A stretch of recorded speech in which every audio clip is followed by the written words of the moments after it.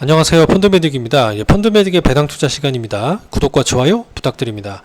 오늘은 그 하이힐드 ETF와 펀드, 대표적인 상품으로 코덱스의 하이힐드 상품, 그 다음에 에이스 ETF 상품, 그리고 AB 글로벌 고수익 3종을 비교해 보도록 하겠습니다. 일단 성과입니다. 이제 빨강색이 업계에서 가장 유명한 AB 글로벌 고수익이라고 하는 글로벌 하이힐드 펀드입니다. 성과가 중간 정도 하고 있는 것을 최근 1년 성과에서 볼 수 있고요. 최근 좀 주춤하지만 그래도 최근 1년 성과가 거의 10% 육박하는 걸 볼 수 있습니다. 가장 성과가 좋은 거는 삼성 코덱스 아이쉐어스 미국 하이힐드 액티브 ETF입니다.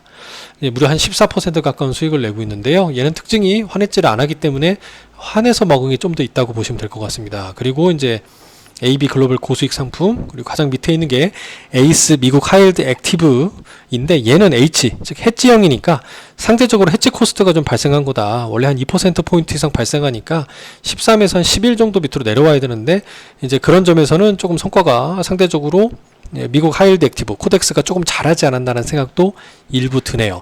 그러면 AB 글로벌 고수익은 어떻게 되느냐? 환이 좀 궁금했어요. 얘는 노출, 얘는 해지인데 이 투자 설명서 살펴보니까 환해지 비율이 80%를 중심으로 해서 플러스 마이너스 20입니다. 그러니까 작게는 60에서 40% 정도가 이제 풀려 있는 거죠. 많게는 100%까지 할 수 있는 특징을 가지고 있습니다. 좀 플렉서블하게 간다는 점에서 중간에 위치하겠구나라는 게 보여집니다.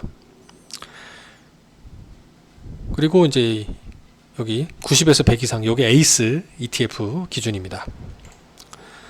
AB 글로벌 고수익 펀드는 아무래도 펀드다 보니까 이제 ETF 대비 단점이라면 이렇게 환매 주기가 깁니다. 8영업일, 9영업일, 현금화에 오래 걸린다는 게 펀드의 단점일 수가 있고요.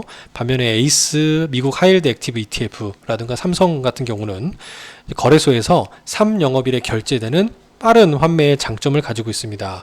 그렇기 때문에 리밸런싱하기가 되게 유리한 특징이 있겠죠. 그리고 홈페이지 같은 데에 코덱스 같은 경우는 분배율, 환 노출형이기 때문에 8.12까지 나오네요. 여기서 환해지 코스트 2% 조금 넘게 까면은 한 보수 차감하고 연 6% 정도가 에이스 기준으로는 기대되지 않나라고 예상이 됩니다. 근데 에이스 홈페이지에는 따로 표기를 안 해놓고 있네요. 원래 이게 지금 아마 협회 광고 규정상 올리지 못하도록 되어 있을 수도 있겠습니다.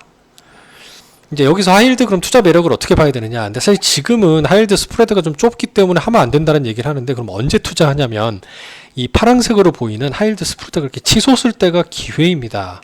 저평가된다고 통상 표기를 하는데요. 이게 또 언제 나타나냐 얘기인데 이게 지난 2008년도에 글로벌 금융위기 국면을 소개해 놓은 다양한 얘기인데 이 금리를 공교롭게도 인하하게 되는 정책금리를 이제 한 5%부터 서서히 낮추기 시작합니다. 25bp씩 한 번, 두 번, 세 번.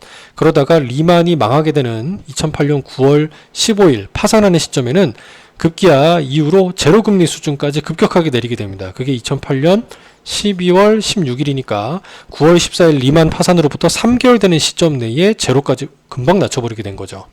그렇기 때문에 금융기관, 이런 은행이라든가 금융기관 등의 위기가 뉴스에 등장하기 시작하고 어디 인수하느니 뭐 어떻게 메꿨다는 얘기 나오면 일단 조심해야 됩니다. 그리고 정책금리도 그때 인하하게 되는 경우가 많기 때문에 각별히 조심해야 되는데 아마 이걸 알아서 그런지 지난 2020년 코로나 팬데믹 시절에는 사실 급격하게 선제적으로 금리를 낮추고 채권 매입 프로그램을 가동하는 등 정책적 대응을 미국에서 보여준 바가 있습니다. 그럼 지금 하이힐드 스프레드가 어떠냐?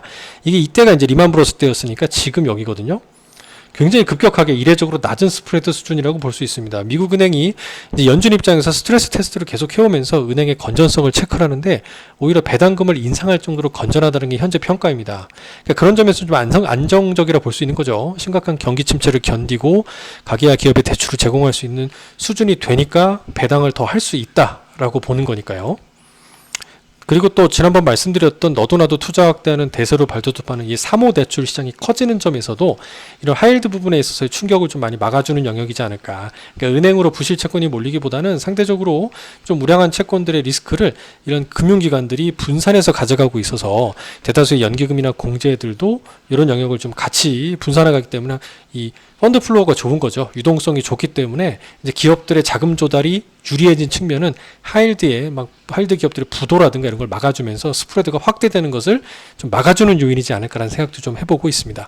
일단 하이힐드는 투자 매력 도면에서 그렇게 좋아 보이진 않지만 인컴이라고 하는 연 해지하고 나서 6% 정도 수준의 매력은 아직은 좀 상당하지 않나. 그리고 ETF의 경우는 뭐 월계 배당, 분기 배당하는 장점이 있다는 점도 참고하면 좋겠습니다. 감사합니다.